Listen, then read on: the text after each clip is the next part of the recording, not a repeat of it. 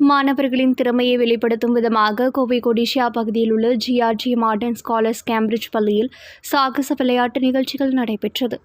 கோவை கொடிஷியா பகுதியில் உள்ள GRG modern scholars Cambridge பள்ளியில் மாணவர்களின் தனித்திறமைகளை வெளிப்படுத்தும் வகையில் சாகச விளையாட்டுகள் நடைபெற்றன.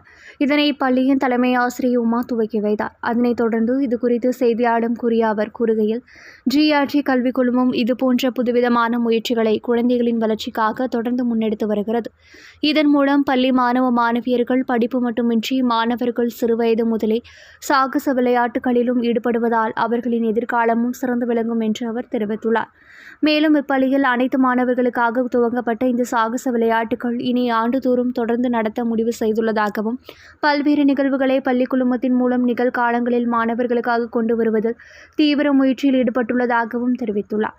இப்பள்ளியில் நடத்தப்படும் இந்த சாகச விளையாட்டுகள் மாணவர்களின் மனத்திற்கும் உடலுக்கும் வலிமையை தரக்கூடிய வகையில் நன்கு பயிற்சி பெற்ற நிபுணர்களின் பயிற்சியில் குதிரை சவாரி, விஞ்ஞான அறிவுரை மேம்படுத்தும் வகையிலான விமானங்களின் வடிவமைப்பு மற்றும் மேம்பாடு உள்ளடக்கிய செயல்பாடுகள் குறித்து ஏரோ மாடலிங் மற்றும் வில்வித்தை போன்ற விளையாட்டுகள் நடைபெற்றது.